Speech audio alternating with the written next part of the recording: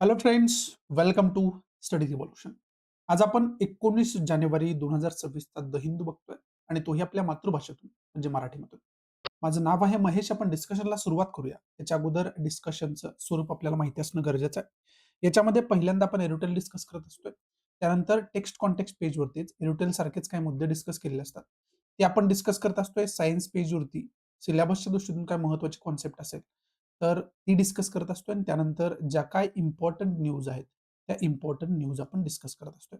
अशा पद्धतीचं हे टोटल डिस्कशन आपलं डेली बेसिसवरती असतं आणि याचा उद्देश एकच आहे, की एक्झामच्या दृष्टीतून जे काही महत्त्वाचं न्यूजपेपरमध्ये येतंय किंवा ज्या काही महत्त्वाच्या हिंट आपल्याला मिळतंय, त्या सब्जेक्टचा अभ्यास करण्याच्या. हे सगळं आपण कव्हर करत असतोय आणि अंतिम उद्देश हाच आहे, की एक्झाममध्ये याचा मार्क्स मिळवण्यासाठी जास्तीत जास्त आपल्याला फायदा करून घेता यावा. सो सुरुवात करूया आणि बघूया पहिलं रुटीन आपल्याला एक्झामच्या दृष्टीतून काय महत्त्वाची इन्फॉर्मेशन देऊन जाते ते. पहिलं जे रुटीन आहे ते पॉलिटी अँड गव्हर्नन्स इंडियन कॉन्स्टिट्यूशनचा ज्यावेळेस आपण अभ्यास करतो, त्यावेळेस आपल्याला ज्युडिशरी सिस्टमचा पण अभ्यास करावा लागतो. आणि त्याच्या अंतर्गत वेगवेगळे जजमेंट्स तुम्हाला माहिती असणं गरजेचं आहे. हिस्टॉरिकल जजमेंट्स काय आहेत? त्याचं रिझन काय? ज्यावेळेस तुम्ही आन्सर रायटिंग करता, त्यावेळेस विशेष करून एखाद्या ॲक्टशी रिलेटेड एखादा क्वेशन येतो, इंडियन कॉन्स्टिट्यूशनच्या एखाद्या आर्टिकलच्या रिलेटेड क्वेशन येतो किंवा एखाद्या खरं तर कॉन्स्टिट्यूशनल इश्यूज रिलेटेड क्वेशन येतो, त्यावेळेस तुम्हाला सुप्रीम कोर्टाची, ज्युडिशरीची वेगवेगळी जजमेंट्स आधार म्हणून द्यायचे असतात, द्यावे लागतात. त्याच्याशिवाय ज्या पद्धतीने आपल्याला मार्क्स मिळायला पाहिजे, त्या पद्धतीने आपल्याला मार्क्स मिळत नाहीत. मग त्या दृष्टीतून महत्त्वाचे जजमेंट जे असतात, त्या दृष्टीतून हे रुटीन आपल्यासाठी खूप जास्त महत्त्वाचं आहे. आणि याच्यामध्ये विशेष करून सुप्रीम कोर्टाचं आत्ताचं लेटेस्ट जानेवारीमधलं डिसिजन जे आहे, जजमेंट जे आहे, ते एक जजमेंट या ठिकाणी डिस्कस केलेलं आहे. आणि ती जर केस आपण बघितलं तर त्या केसचं खरं तर नाव आहे तर ही टू जज बेंच होती ही.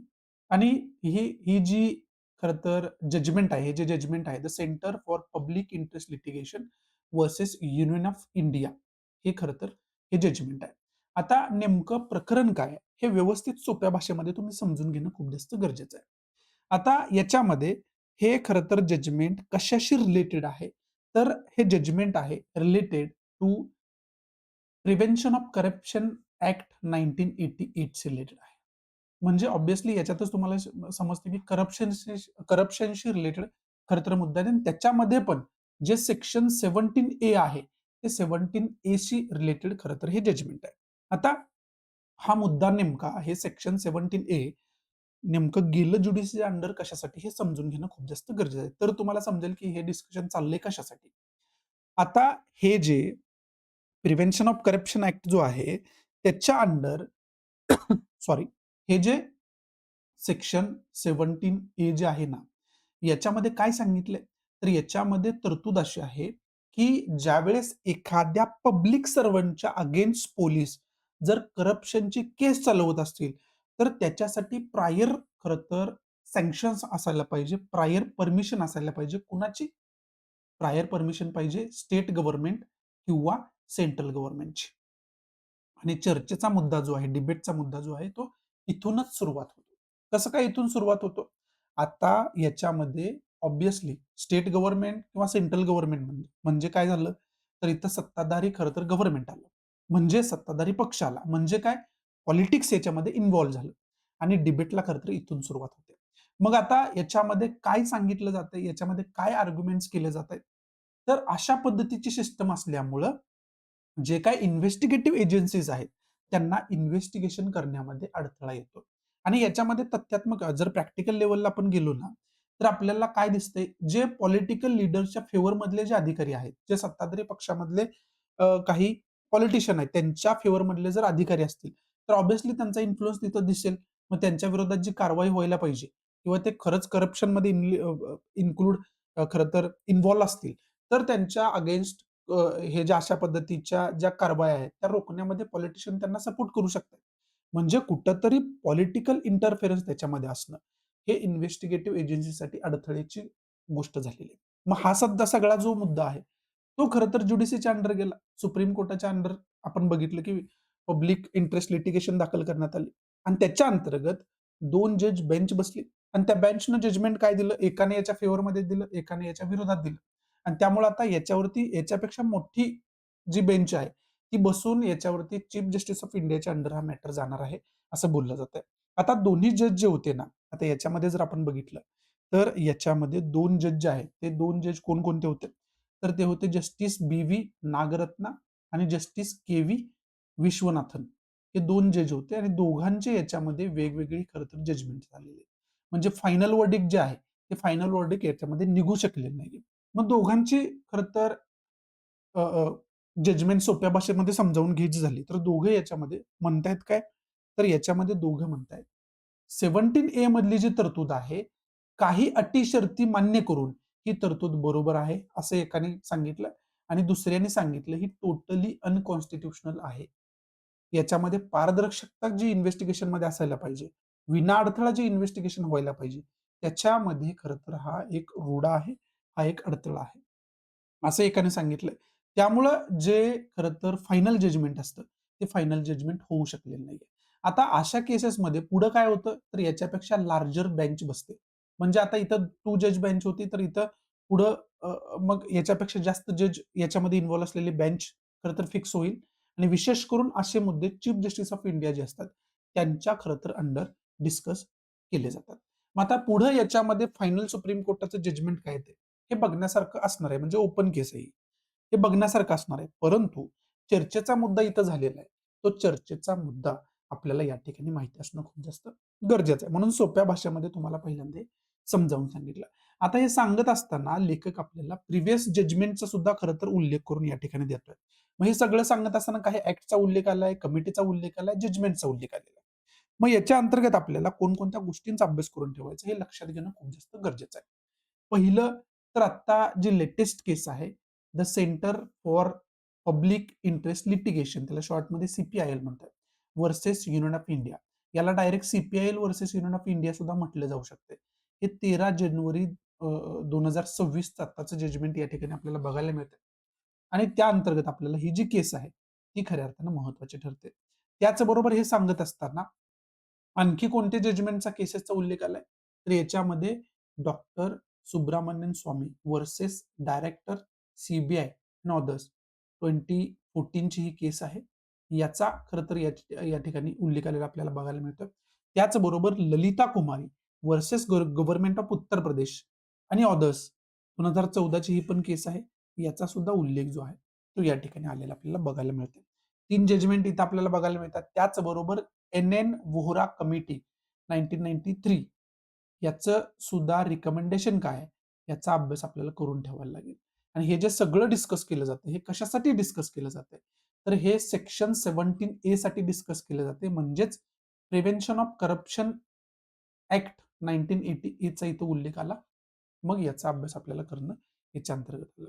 त्याचबरोबर सेंट्रल व्हिजिलन्स कमिशन ॲक्ट 2003 याच्यामध्ये डिस्कस केलं जातं. त्याचबरोबर Delhi special police establishment act याच्यामध्ये खरं तर डिस्कस केलं जातं. त्याचबरोबर आणखी एक जजमेंट आपलं राहिलं, ते म्हणजे Vineet Narayan versus union of India 1998 ची ही केस आहे. हे एक जजमेंट आहे. ह्या जजमेंटमध्ये मग ज्युडिशरी काय याच्या अगोदर म्हटले होते, हे खरं तर बोलणं हे खरं तर आपल्याला अभ्यास करणं खूप जास्त गरजेचं या ठिकाणी होऊन बसतं. आणि एकंदरीत मग एरोटेलचा जर आपण सूर बघितला, तर तो सूर कसा आहे, की हे जे सेक्शन 17A आहे, हे 17A कसं खरं तर कॉन्ट्रोव्हर्शियल आहे. त्याच्यामध्ये निगेटिव्ह, पॉझिटिव्ह बाजू ज्या आहेत, त्या आहेत. त्या डिस्कस करून याच्याशी रिलेटेड रूल्स एंड रेग्युलेशन्स व्यवस्थित बनवायला पाहिजे, असं सांगणारं एरोटेल असलेलं आपल्याला बघायला मिळतं. मग याच्या अंतर्गत आपल्याला जर समरी याची बघितली, तर समरी म्हणजे याच्या अंतर्गत आपल्याला अभ्यास करून ठेवायचं. एक तर जे ॲक्ट वेगवेगळे याच्यामध्ये जर आता तुम्हाला अंडरलाईन करून मी सांगितले, ते सगळे ॲक्ट्स आपण व्यवस्थितरित्या अभ्यास करून ठेवणं गरजेचं आहे. हा पहिला पॉइंट आहे.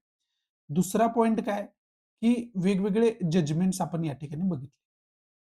मग हे जे वेगवेगळे जजमेंट्स आहेत, ते वेगवेगळे जजमेंट्स काय सांगतायत, याच्या अंतर्गत काय खरं तर आपल्याला व्हर्डिक्ट दिलेला आहे. ते व्हर्डिक्ट आपल्याला माहिती असायला पाहिजे. याचा एन्सर-रायटिंगमध्ये तुम्हाला फायदा होऊ शकतो. त्याचबरोबर प्रिलियममध्ये सुद्धा वेगवेगळ्या जजमेंट्सवरती क्वेश्चन आलेले आहेत.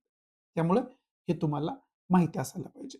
आणि तिसरा म्हणजे मुद्दा काय, जसं की आपण प्रत्येक मुद्द्यामध्ये केस स्टडी म्हणून त्याचा अभ्यास करत असतो. तसं केस स्टडी म्हणून या मुद्द्याचा आपण प्रिव्हेन्शन ऑफ करप्शन ॲक्ट जो 1988 चा आहे, या 1988 चा एक केस स्टडी म्हणून आपण अभ्यास करून ठेवायला पाहिजे. सिंपल गोष्ट काय, केस स्टडी प्रत्येक वेळेस मी तुम्हाला का सांगत असतो? तर एखाद्या गोष्टीची तुम्हाला एक बेसिक समज असल्याशिवाय तुम्ही गोष्टी लक्षात ठेवू शकत नाही किंवा तुम्हाला गोष्टी समजल्या तर तुम्हाला जास्त काळ त्या लक्षात ठेवणं सोपं जातं. गोष्ट समजली नाही आणि फक्त रट्टा मारायचा, की हे वेगवेगळे जजमेंट्स महत्त्वाचे आहेत, मग ते पाठ करून ठेवायचे. That is not possible to reiterate in an prelim or mains. ते तुम्हाला परत तिथं प्रिलियम्स असू द्या किंवा मेन्समध्ये इम्प्लिमेंट होतील, याची खूप शक्यता कमी आहे. कारण ते तशा पद्धतीनं त्याला काहीतरी बेस असल्याशिवाय तुमच्या ते व्यवस्थित लक्षात राहणार नाही किंवा तुम्ही लॉजिकल त्याच्या पाठीमागं जे माइंड आहे तुमचं इम्प्लिमेंट करू शकणार नाही. त्यामुळे एक बेसिक अंडरस्टँडिंग प्रत्येक इश्यूची असायला लागते. तर त्याच्याभोवती जे एक्झामच्या दृष्टीतून महत्त्वाचे मुद्दे आहेत, ते महत्त्वाचे मुद्दे आपण लक्षात ठेवू शकतो. चांगल्या पद्धतीने त्याचा अभ्यास करू शकतो. त्यामुळं ह्या खरं तर मुद्द्याची केस स्टडी म्हणून तुम्ही अभ्यास करायला पाहिजे. मग तुमचे याच्यातून पर्सनल जे ओपिनियन आहे, ते पर्सनल ओपिनियन डेव्हलप होतं आणि ते अभ्यासपूर्ण ओपिनियन असल्यामुळं तुम्ही त्याच्यामध्ये बॅलन्स्ड जे आहे, ते ओपिनियन तुमचं डेव्हलप करू शकताय. म्हणजे एक परिपूर्ण ओपिनियन ज्याला आपण म्हणतो, ते आपण डेव्हलप करू शकतोय. आता हे तुमचं ओपिनियन डेव्हलप होणं का गरजेचं आहे? मेन्सचे जर क्वेश्चनचा ट्रेंड आपण बघितला ना, तर बऱ्यापैकी तुमचं ओपिनियन सुद्धा त्याच्यामध्ये विचारलं गेलंय. ठीक आहे? ॲन्सर रायटिंगमध्ये. आणि ॲन्सर रायटिंगमध्ये जर आपण बघितलं, तर फॉर एक्झाम्पल हा जो ॲन्सर रायटिंगची शीट आहे, त्याच्यामध्ये मॉडेल ॲन्सर जे असते ना, म्हणजे ॲन्सर जे लिहायचं असतं, ते मोठामोठी त्याच्यामध्ये 3 पार्ट पडतात. एक तर त्याच्यामध्ये पहिल्यांदा इंट्रो असतो. त्याच्यानंतर तुम्हाला कोर पार्ट जो ॲन्सरचा आहे, तो कोर पार्ट लिहायला लागतो आणि सगळ्यात शेवटी तुम्हाला ते ॲन्सर कन्क्लूड करायचं असतं. कन्क्लुजन द्यायचं असतं. ठीक आहे. आणि ह्या कन्क्लुजनमध्ये तुमच्या ओपिनियनचा किंवा तुम्हाला किती मुद्दा समजलेला आहे, याचा कस लागतो. तर तुम्ही चांगलं कन्क्लुजन देऊ शकता. ऑब्व्हियसली इंट्रो आणि कोर पार्ट तर इम्पोर्टंट आहे. बेसिक नॉलेज असल्याशिवाय तुम्ही ते लिहूच शकत नाही. पण त्याच्याही पेक्षा कन्क्लुजन जर तुम्हाला परफेक्ट द्यायचं असेल, तर तुमची बेसिक अंडरस्टँडिंग खूप जास्त महत्त्वाची असते. त्यामुळं प्रत्येक गोष्टीचा जर परिपूर्ण आपल्याला अभ्यास करायचा असेल, मार्क्स मिळवता येणारं नॉलेज तुम्हाला असायला पाहिजे. तर अशा पद्धतीनं त्याचा अभ्यास करणं खूप जास्त गरजेचं आहे. हे मला तुम्हाला या ठिकाणी समजावून सांगायचं होतं. ह्या सगळ्या गोष्टी या रुटीनच्या माध्यमातून आपल्याला अभ्यास करून ठेवायला लागतील. त्या दृष्टीतून हे रुटीन आपल्यासाठी महत्त्वाचं आहे. बाकी याच्यामध्ये इम्पोर्टंट असं काही नाहीये. वेगवेगळ्या कमिटीज, ॲक्ट्स, जजमेंट्स जे आलेत तुम्हाला अंडरलाईन करून सांगितले. ऑब्व्हियसली अपेक्षा माझी हीच आहे, की तुम्ही या सगळ्या गोष्टी नोट डाउन करून घेतल्या असतील. नसेल तर इथंच पॉज करून परत एकदा रिवाइंड करून त्या गोष्टी नोट डाउन करून घ्यायला पाहिजे आणि केस स्टडी म्हणून तुम्ही अभ्यास करून याची एक नोट बनवायला पाहिजे आणि त्याचे रिव्हिजन करत राहायला पाहिजे. पुढचा जो मुद्दा आहे, तो इंडिया जर्मनी रिलेशन्सचा खरं तर मुद्दा आहे. आता हे जे एरुडेल आहे ना, ते इंडिया जर्मनी रिलेशन्स विषयी त्यांचे जे अँबॅसेडर आहेत जर्मनीचे, त्यांनी खरं तर हे लिहिलेलं आपल्याला बघायला मिळतं आणि याच्यामध्ये कशा पद्धतीने इंडिया जर्मनी रिलेशन हे अजून खऱ्या अर्थानं खूप त्याला फ्युचर वगैरे आहे, फ्युचरिस्टिक वगैरे आहे, हे सगळे याच्यामध्ये खरं तर डिस्कस केले. तथ्यात्मक इन्फॉर्मेशन या एरुटेलमध्ये काही दिलेली नाहीये. पण ऑब्व्हियसली इंडिया जर्मनी रिलेशनशिपवरती काही जरी डिस्कस केलं, तर त्याच्या अंतर्गत काही ठराविक इन्फॉर्मेशन आहे, त्याचा आपल्याला अभ्यास करणं याच्यामध्ये आलंच. आता हे एक एरुटेल आहे आणि हे एक एरुटेल आहे. या 2 एरुटेल जर आपण बघितले, तर ते एकमेकाला इंटरकनेक्ट करतात. त्यामुळे हे दोन्ही जे मुद्दे आहेत, हे दोन्ही दोन्ही जे एरुटेल आहेत, ते एकत्र आपण व्यवस्थित समजावून घेऊया. आणि हे खूप जास्त इंटरेस्टिंग आहे. म्हणजे याच्यामध्ये तुम्हाला अजिबात बोर होणार नाही. कारण खूप मजेशीर गोष्ट आहे ही समजून घेणं म्हणजे हे खूप मजेशीर गोष्ट आहे. एकदा समजलं ना तुम्हाला, की तुम्हाला समजेल, की कशा पद्धतीनं ज्या गोष्टी आहेत स्वतःच्या इंटरेस्टवरती वेगवेगळे देश चेंज करतात. हे खूप चांगल्या पद्धतीने याच्यामध्ये आपल्याला समजून घेता येतं. आता गोष्ट अशी आहे, की जर्मनी जे आहे ना, ते आत्ता इंडिया जर्मनीला खूप खूप जास्त प्रमाणात आठवायला का लागला? लगेच जे त्यांचे चान्सलर आहेत. आपल्याकडे जसं पी-एम असतात, तसे त्यांच्याकडे चान्सलर असतात. फ्रेडरिक मर्ज हे डायरेक्टली इथं इंडियामध्ये येतात. मग अहमदाबादमध्ये पतंग वगैरे उडवतात पी-एम सोबत. ह्याची गरज का पडली हो? याचं वर्ल्ड पॉलिटिक्स जे बदलतंय ना, त्याचा खूप मोठा परिणाम एक मानला जातो. त्याच्यासाठी आपल्याला युरोपियन कंट्रीज समजावून घेणं खूप जास्त गरजेचं आहे. त्याच्या अगोदर इंडिया, जर्मनी एक थोडक्यात तुम्हाला ओव्हरव्ह्यू देतो, की हे रिलेशन कशा पद्धतीचं आहे. जर आपण टाईमलाईन बघितली ना, तर टाईमलाईन जर आपण बघितली, तर ती टाईमलाईन या ठिकाणी तुम्हाला बघायला मिळते.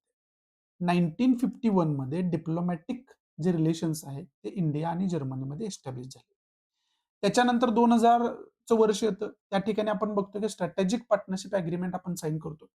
त्यानंतर 2005 मध्ये इंडो जर्मन कन्सल्टेटिव्ह कमिटी एस्टॅब्लिशमेंट होते. ठीक आहे. त्याच्यानंतर 2011 मध्ये आणखी त्याला एक लीगल स्वरूप येतं, फॉर्मल स्वरूप येतं. म्हणजे काय? इंटर गव्हर्नमेंटल कन्सल्टेशन जे आहे, ते आपण आय-जी-सी ज्याला आपण म्हणतो, ते आपण दोन्ही कंट्रीमध्ये एस्टॅब्लिश करतो. आणि 2019 येता-येता Indo German 1.5 track dialogue launched under the IGC. त्यानंतर आणखी आय-जी-सीच्या अंडर पुढं डेव्हलपमेंट होताना आपल्याला बघायला मिळते. हे 2019 पर्यंत आपण बघितलं. त्याच्या पुढे जाऊन आपल्याला बघायचं असेल, तर या ठिकाणी आपल्याला बघायला मिळतंय, की 2019 नंतर 2022 मध्ये मायग्रेशन अँड मोबिलिटी पार्टनरशिप जे आहे, एम-एम-पी-ए अशा पद्धतीचं अग्रीमेंट साइन झालं. त्यानंतर 7th आय-जी-सी इंटर गव्हर्नमेंटल कन्सल्टन्सी जे आपण बघत होतो आता, ही न्यू दिल्लीमध्ये खरं तर खरं तर पार पडली आणि त्याच्यामध्ये ग्रीन हायड्रोजन रोडमॅप जो आहे, त्याच्यावरती डिस्कस झालेलं आपल्याला बघायला मिळालं. 2025 मध्ये पीएम मोदी कॉंग्रॅच्युलेट्स म्हणजे हे जे फ्रेडरिक मर्ज जे आता व्हिजिट केलं होतं, ते चेअरवरती आले त्यावेळेस त्यांचं खरं तर कॉंग्रॅच्युलेशन्स केलं गेलं होतं आपल्याकडून, जे की फॉर्मॅलिटी असते. आणि 2026 आत्ता जानेवारीमध्ये हे जे मर्ज आहे, चान्सलर मर्ज हे इंडियाला व्हिजिट करतात आणि हे फर्स्ट एशियन डेस्टिनेशन आहे, की ज्याला त्यांनी व्हिजिट केलेली. म्हणजे तुम्हाला समजू शकतं, की आता सगळं हे कसं काय व्हायला लागलेलं आहे आणि किती महत्वाचं आहे. आता याच्यासाठी मी म्हटलं, की दोन्ही मुद्दे समजावून घेणं खूप जास्त गरजेचं आहे. दुसरं जर एरोटेल आपण बघितलं ना, तर दुसऱ्या एरोटेलमध्ये आपल्याला हे बघायला मिळते, की युरोपियन कंट्रींवरती डोनाल्ड ट्रम्प जे आहेत, ते टॅरिफ लावताना आपल्याला बघायला मिळतात. ठीक आहे. मग त्याच्यामध्ये विशेष करून Denmark, Finland, France, Germany, Netherland, Norway, Sweden, UK अशा पद्धतीच्या खरं तर कंट्री आहेत. आणि हे बघितलं ना, मला खूप जास्त हसायला येतं. कारण त्याचं तुम्हाला सांगतो. आता हे ह्याच्यासाठी आपल्याला मॅप बघावा लागेल. हा आहे वर्ल्ड मॅप. आता पहिल्यांदा याच्या अगोदर पण आपण हे डिस्कस केले. पण हा थोडा वेगळा अँगल आहे. त्यामुळे हे खूप जास्त इंटरेस्टिंग आहे. इथं आहे युनायटेड स्टेट. ठीक आहे. आता या युनायटेड स्टेटनं काय केलं? युनायटेड स्टेटनं इथं व्हेनेझुएलामध्ये जाऊन इथले जे राष्ट्राध्यक्ष आहेत, त्यांना खरं तर किडनॅप केलं, स्वतःच्या देशामध्ये नेलं आणि त्याच्यावरती खटला चालवला. आता हे सगळं होत होतं ना, त्यावेळेस जर युनायटेड नेशन आपण बघितलं, तर त्याचा एक चार्टर आहे, इंटरनॅशनल लॉ आहे. त्या इंटरनॅशनल लॉचं खरं तर व्हायोलेशन होत होतं. ठीक आहे. मग याच्यामध्ये युनायटेड नेशनमध्ये खूप चर्चा होणं अपेक्षित होतं. त्याच्यासाठी ह्या ज्या युरोपियन कंट्रीज आहेत ना, त्यांनी तर त्याच्यामध्ये खरं तर युनायटेड नेशनचं क्रिटिसिझम करणं, हे गरजेचं होतं. परंतु यांनी काय केलं सोफिस्टिकेटेडली त्याच्यामध्ये सोफिस्टिकेटिकली त्याच्यामध्ये त्यांनी खरं तर चुप्पी साधली. त्याच्यामध्ये शांत बसायचं ठरवलं. आता कोणत्याही मुद्द्यामध्ये जर तुम्ही शांत बसत असाल ना, तर तो सुद्धा तुमचा एक डिप्लोमॅटिक स्टान्स असतो. शांत बसणं सुद्धा. तर ऑब्व्हियसली शांत का बसवत ते? कारण त्यांना माहिती आहे ची पॉवर काय आणि यूएसएमुळे आपल्यावरती काय-काय इम्पॅक्ट होऊ शकतात. त्यामुळं ठीक आहे बाबा सोबत मैत्रीपूर्ण संबंध आहेत, ते तसेच आपण टिकवले पाहिजे. याच्यासाठी त्यांनी खरं तर त्यांच्या देशाच्या इंटरेस्टनुसार, त्यांच्या डिप्लोमॅटिक इंटरेस्टनुसार त्यांनी तशा पद्धतीचा स्टान्स घेतला. ठीक आहे.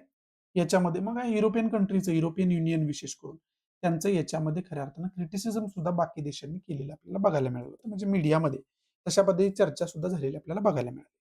ठीक आहे. याच्यामध्ये यांनी शांत बसायचं ठरवलं. पण सेम कृती जवळपास रशियानं जी आहे ना, ती युक्रेनसोबत केलेली आपल्याला बघायला मिळाली होती.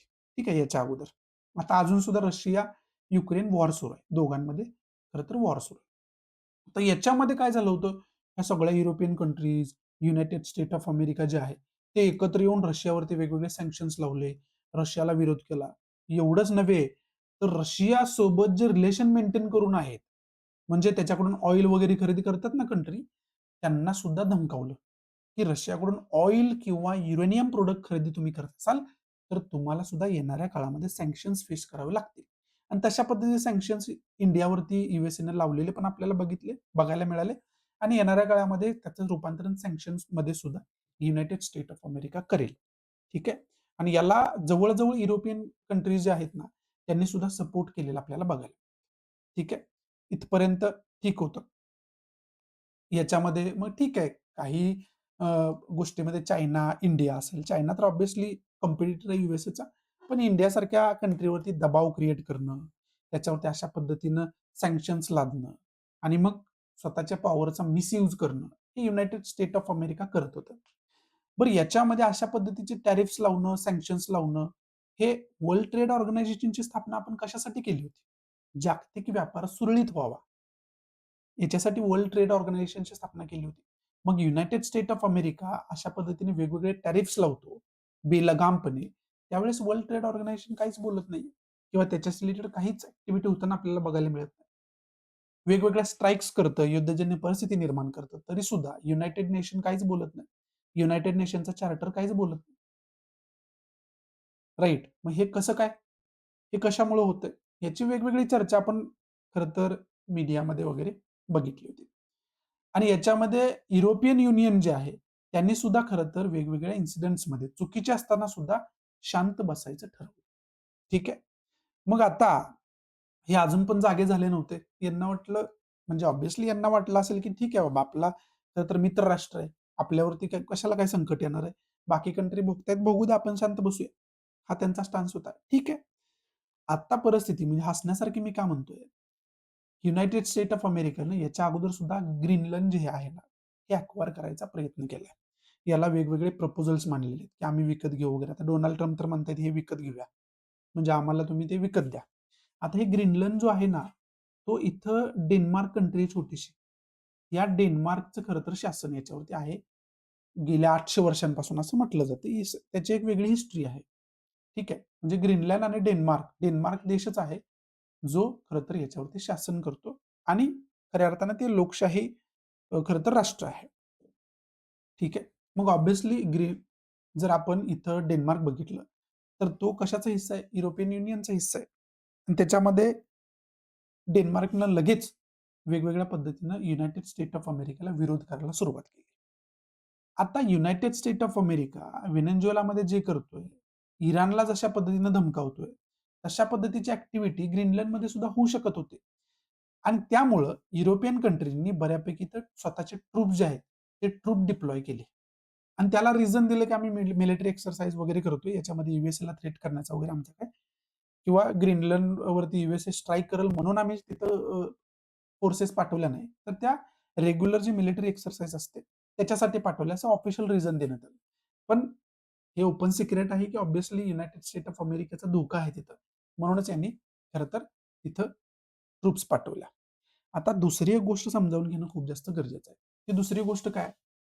की रशिया-युक्रेन वॉर चालू आहे ना, तर याच्यामध्ये ह्या सगळ्या कंट्री रशियाला विरोध कशाच्या माध्यमातून करत होत्या? नाटोच्या माध्यमातून. North Atlantic Treaty Organization. आता नाटोचे जर मेंबर आपण व्यवस्थित बघितले ना, तर तुम्हाला या ठिकाणी नाटोचे मेंबर बघायला मिळतील. तर हे जे नाटोचे मेंबर आहेत, हे नाटोचे मेंबर बऱ्यापैकी हे नाटोचे मेंबर आपल्याला ग्रीनमध्ये दिलेले बघायला मिळतायत आणि इकडं कॅनडा, यूएसए वगैरे हे आपल्याला बघायला मिळतात. आता नाटोचा उद्देश काय? की नाटो कंट्रीमधल्या एका जरी कंट्रीवरती कोणी बाहेरील देश, नाटो सोडून वेगळा देश जर अटॅक करत असेल, तर ह्या सगळ्या कंट्री स्वतःवर अटॅक त्याचा समजतील आणि सगळ्या एकत्र येऊन लढा देतील. आता परिस्थिती आपल्याला काय बघायला मिळते? तर आता परिस्थिती आपल्याला हे बघायला मिळते, की यांच्यामध्येच खरं तर जुंपलेली आहे. ठीक आहे. आता युरोपियन युनियनलाच खऱ्या अर्थानं हा जो युनायटेड स्टेट ऑफ अमेरिका आहे, तो धोका निर्माण करतोय.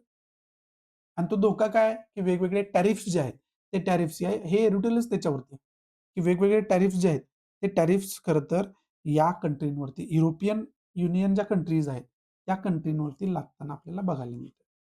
ठीक आहे. मग ऑब्व्हियसली जसं इंडियाला यूएसए सारख्या कंट्रीवरती एक्सपोर्टसाठी डिपेंड न राहणं गरजेचं आहे. तसंच आता युरोपियन कंट्रींना सुद्धा ती गरज भासायला लागली आणि जर्मनी काय ऑब्व्हियसली युरोपियन युनियनचा पार्ट आहे. आणि मग जर्मनी अशा पद्धतीनं खरं तर इंडियासोबत रिलेशन डेव्हलप करणं आणि ते भरभराटीस येणं याच्यामध्ये काय विशेष नाहीये. ठीक आहे.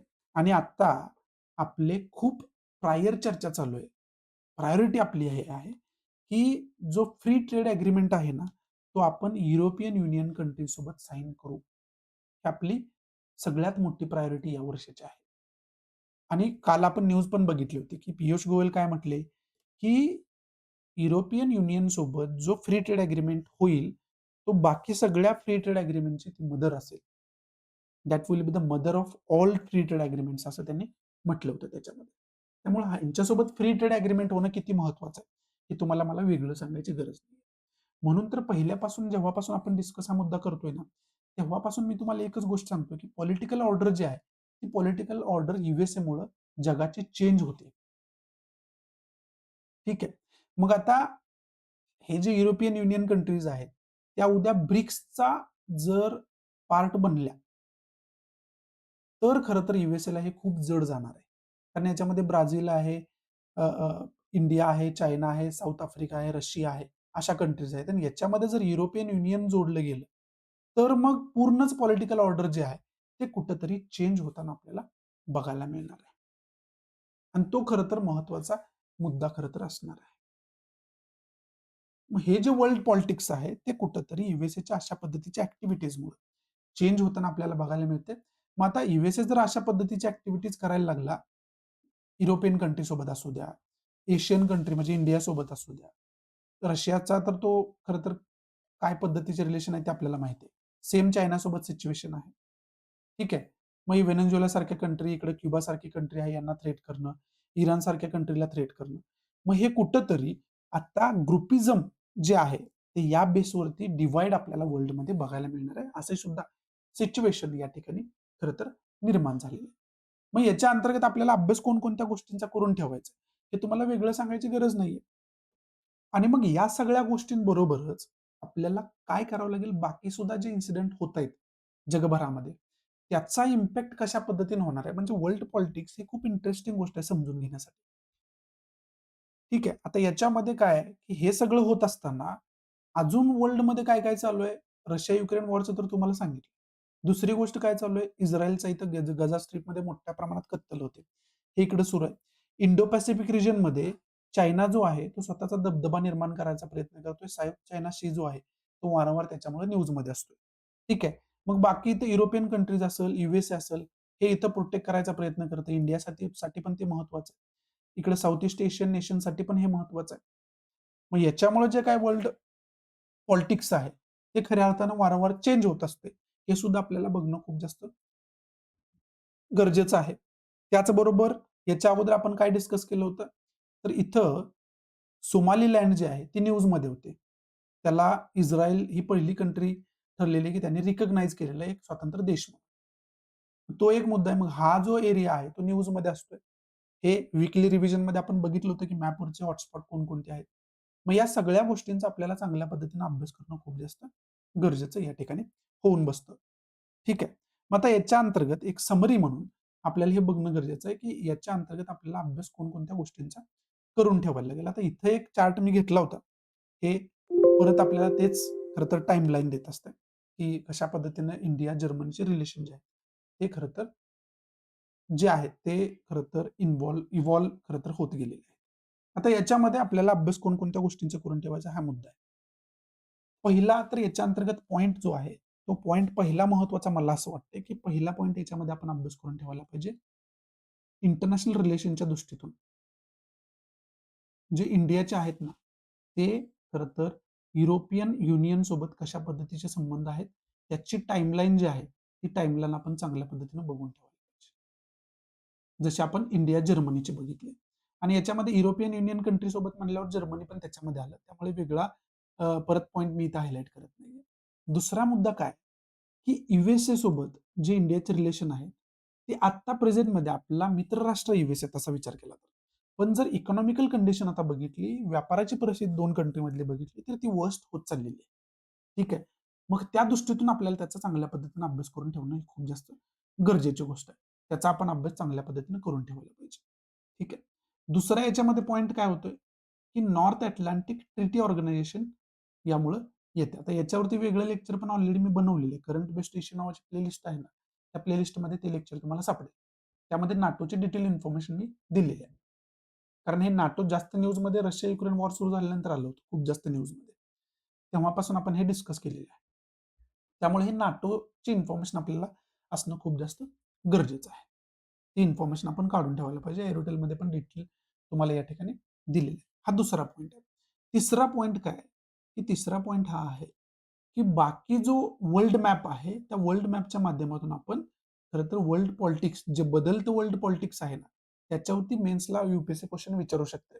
त्यामुळे हे बदलतं वर्ल्ड पॉलिटिक्स जे आता मी तुम्हाला समजावून सांगत होतो ना, त्याचे वेगवेगळे पैलू जे आहेत, त्याचा अभ्यास करून त्याची एक नोट तयार करून ठेवायला पाहिजे. त्याची समज तुम्हाला असणं हे खूप जास्त गरजेचं आहे. Point to be noted. हा पॉइंट नोट करून ठेवा. हे खूप जास्त गरजेचं आहे की वर्ल्ड पॉलिटिक्सचा आत्ताच्या ऑर्डर तुम्हाला समजणं खूप जास्त गरजेचं आहे. त्याचा बेस तुम्हाला माहिती असणं खूप जास्त गरजेचं आहे. आणि ज्यावेळेस तुम्ही वर्ल्ड हिस्ट्रीचा अभ्यास करतात, त्यावेळेस ऑब्व्हियसली तुम्हाला ह्या सगळ्या गोष्टी, हिस्टॉरिकल गोष्टी समजतात.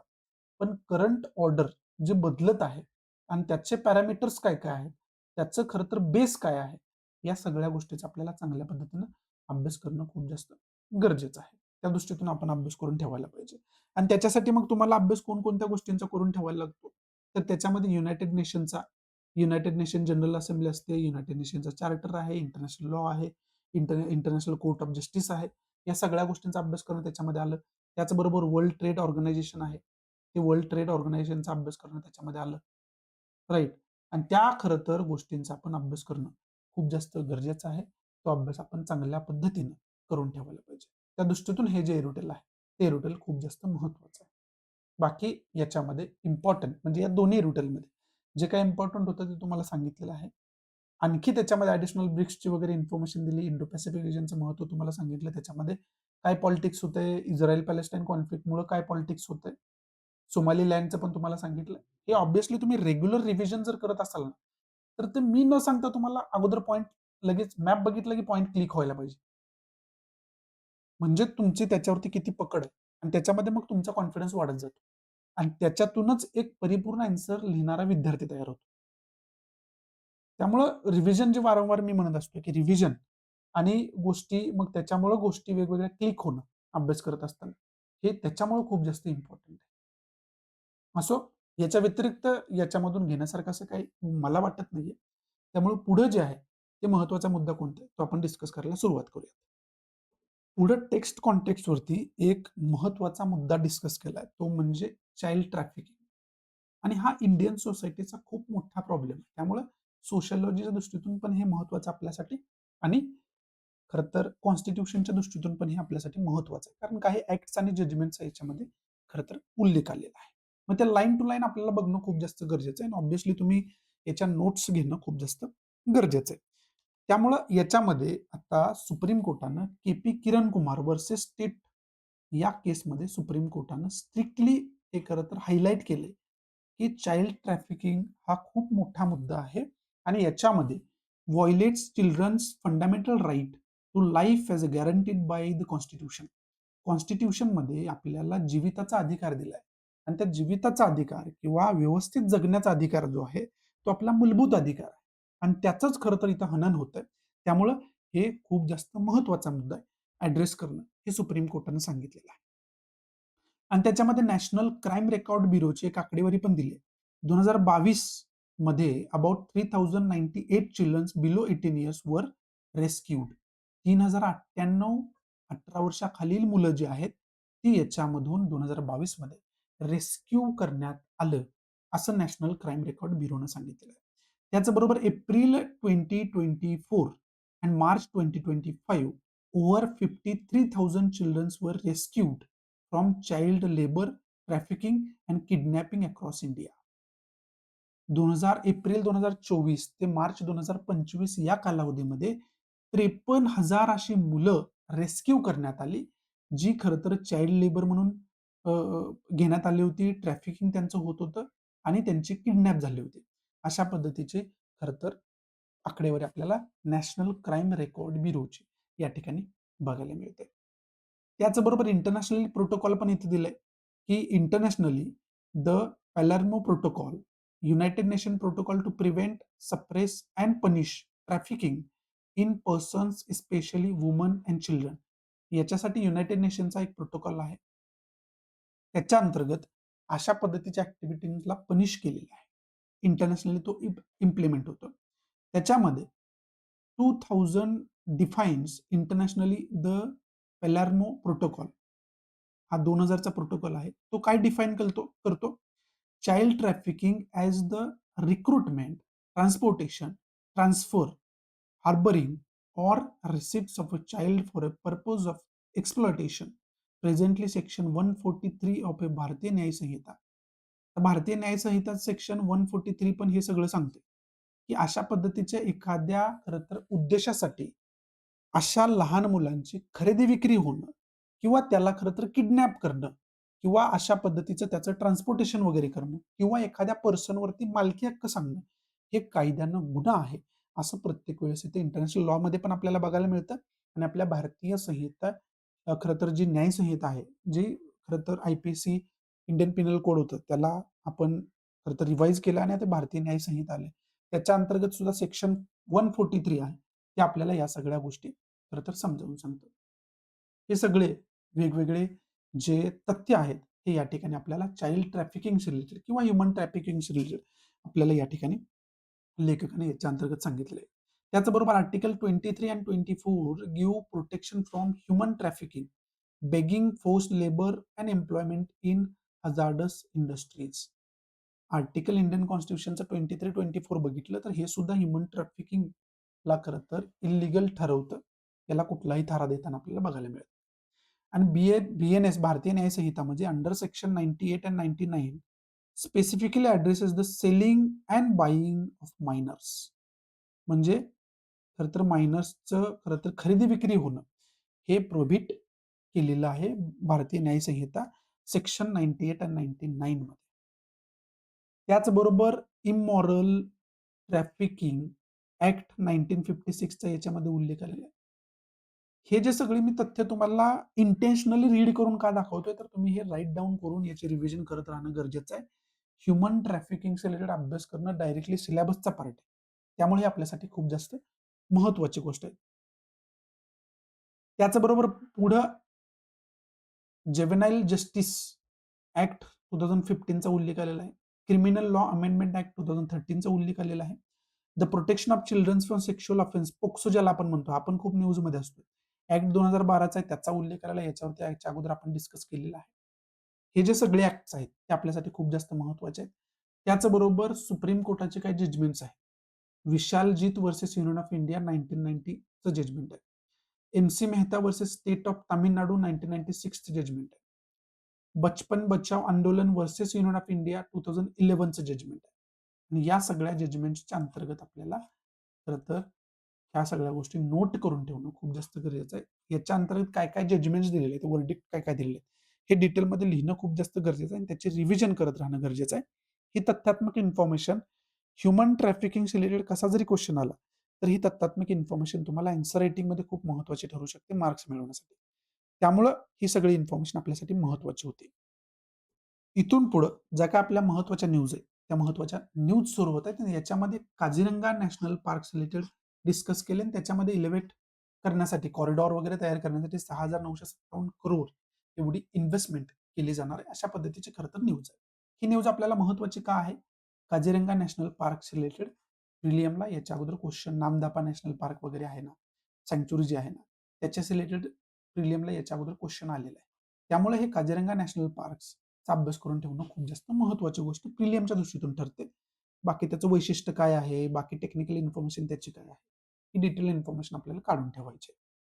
पुढची न्यूज आहे ती पॉलिटिकल खरं तर न्यूज आहे. सेंट्रल गव्हर्नमेंटने जे आहेत अलिगेशन स्टॅलिनच्या विरोधात खरं तर केलेले आपल्याला बघायला मिळतात की साहित्य अकादमी पुरस्कारामध्ये काहीतरी हस्तक्षेप झाला म्हणून. ते पॉलिटिकल आपल्यासाठी गरजेचं नाही, आपल्यासाठी गरजेचं आहे साहित्य अकादमी अवॉर्ड. त्यामुळे मग हे साहित्य अकादमी अवॉर्डची इन्फॉर्मेशन काढून ठेवा. या गोष्टी आपल्याला प्रिलियमच्या दृष्टीतून महत्वाच्या असतात. त्या दृष्टीतून हा मुद्दा महत्वाचा आहे आपल्यासाठी. पुढची न्यूज UP मधली आहे. नमाज काही लोकांनी नमाज पढली विदाऊट परमिशन.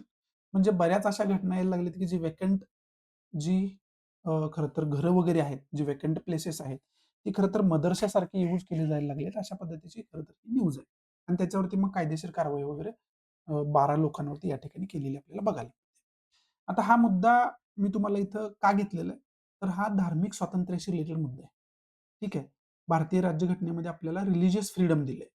त्याचा अभ्यास करून ठेवणं खूप जास्त गरजेचं आहे, की रिलिजियस फ्रीडमच्या अंतर्गत आपण कोणकोणत्या गोष्टी करू शकतोय, त्याचा मिनिंग काय आहे, कोणत्या पार्टच्या अंडर येतं, कोणत्या शेड्यूलच्या अंडर येतं, कोणत्या कलमाच्या अंडर येतं, या सगळ्या गोष्टीचा आपल्याला अभ्यास करून ठेवणं खूप जास्त गरजेचं आहे. आता कुठला जरी अधिकार आपल्याला दिलेला असेल ना, तो मग फंडामेंटल अधिकार, फंडामेंटल राइट असू द्या किंवा बाकी प्रकारचे राइट्स असू द्या. ते दिलेले आहेत ठीक आहे, पण त्याला खरं तर काहीतरी लिमिट्स आहेत. आणि ते लिमिट समजण्यासाठी याचा तुम्हाला अभ्यास करून डिटेलमध्ये ठेवायला लागेल. तर तुम्हाला समजेल की लिमिट्स कुठपर्यंत आहे. ठीक आहे. त्या दृष्टीतून हा जो मुद्दा आहे तो आपल्यासाठी महत्त्वाचा आहे. पुढची न्यूज आहे ती इस्रायल पॅलेस्टाईनमध्ये जो कॉन्फ्लिक्ट सुरू आहे आणि त्याच्यामुळं गझा स्ट्रिपमध्ये जे काही हिंसक वातावरण आहे. मोठ्या प्रमाणात लोकांची, सिव्हिलियन नागरिकांची त्या ठिकाणी कत्तल होते आणि तिथं मग शांतता डेव्हलप करणं खूप जास्त गरजेचं आहे. आणि त्याच्यासाठी यू-एस-एनं एक पीस बोर्डची स्थापना केली होती आणि त्या डिस्कशनसाठी इंडियाला सुद्धा इन्व्हाईट केलेलं या ठिकाणी आपल्याला बघायला मिळतं. आणि काल आपण तो मॅप वगैरे बघून सुद्धा मी तुम्हाला दाखवलं होतं. मॅपमध्ये सुद्धा दाखवलं होतं, की कशा पद्धतीने इस्रायलची स्थापना झालेली आहे. मग ते पॅलेस्टाईन अगोदर होता, तर त्याची जी भूभाग आहे तो कशा पद्धतीनं ज्यू लोकांनी व्याप्त करून इस्रायल नावाची कंट्री उदयाला आली आणि आता मग गझा स्ट्रिपची परिस्थिती काय आहे हे काल आपण डिस्कस केले आणि त्याच्या बरोबर इस्रायलची टोटल हिस्ट्री सांगणारा लेक्चर सुद्धा ऑलरेडी मी बनवून ठेवलेला आहे. जी करंट बेस्ड इश्यू नावाची प्लेलिस्ट आहे, त्या प्लेलिस्टमध्ये ते लेक्चर तुम्हाला सापडेल. त्यामध्ये मी डिटेल इन्फॉर्मेशन या खरं तर इस्रायल पॅलेस्टाईन कॉन्फ्लिक्ट रिलेटेड दिलेली आहे. ती तुम्हाला समजून घेतली तुम्ही तर तुम्हाला करंटमध्ये तिथं काय चालू आहे, गझा स्ट्रिपमध्ये आता सिच्युएशन अशी का झालेली आहे, हे चांगल्या पद्धतीनं समजून घेता येईल. त्या दृष्टीतून ही न्यूज आपल्यासाठी महत्त्वाची आहे. या ठिकाणी खरं तर आजचा द हिंदू जो आहे, तो मी समाप्त करतोय. अशा हे चांगल्या पद्धतीनं आजचे द हिंदूचे मुद्दे मी तुम्हाला समजावून सांगू शकलो असेल. आवडत असेल तर प्लीज लाईक करा, नसेल तर डिसलाईक करा आणि डिसलाईक का केलं हे कमेंट बॉक्समध्ये नक्की सांगा. आणि सगळ्यात महत्त्वाचं म्हणजे जे विद्यार्थी आन्सर रायटिंग करतायत, त्यांच्यासाठी ओपन आणि फ्री प्लॅटफॉर्म आहे टेलिग्राम चॅनल. डिस्क्रिप्शन बॉक्समध्ये तुम्हाला आन्सर रायटिंग टेलिग्राम चॅनलचे आणि बाकी टेलिग्राम चॅनल जे आहेत, त्याच्या लिंक्स दिलेल्या आहेत. तुम्ही सगळे जॉइन करू शकता. तिथं जे द हिंदूमध्ये डेली बेसिसवरती आपण डिस्कस करतो, त्याच्यावरती आधारित मी क्वेश्चन पोस्ट करत असतोय. जेणेकरून तुम्ही डे 1 पासून आन्सर रायटिंग सुरू करू शकाल. आणि त्याच्यामध्ये मग त्याच्यावरती आन्सर रायटिंग करून तुम्ही मला पी-डी-एफ फॉर्ममध्ये Telegramला शेअर करू शकताय. मी स्वतः तुम्हाला त्याच्यावरती फीडबॅक देतोय. असो, जास्तीत जास्त तुम्हाला जर वाटत असेल हे फायद्याचं आहे, तर प्लीज जास्तीत जास्त मराठी विद्यार्थ्यांना हे शेअर करा. तुम्ही शेअर केलं तरच मी त्यांच्यापर्यंत पोहोचू शकतो. त्यामुळे प्लीज जास्तीत जास्त मराठी विद्यार्थ्यांना हे शेअर करा. सो या ठिकाणी तुमची रजा घेतो. भेटू आपण अशाच इंटरेस्टिंग नवनवीन लेक्चरमध्ये. तोपर्यंत thanks for watching. Goodbye. Take care. जय हिंद.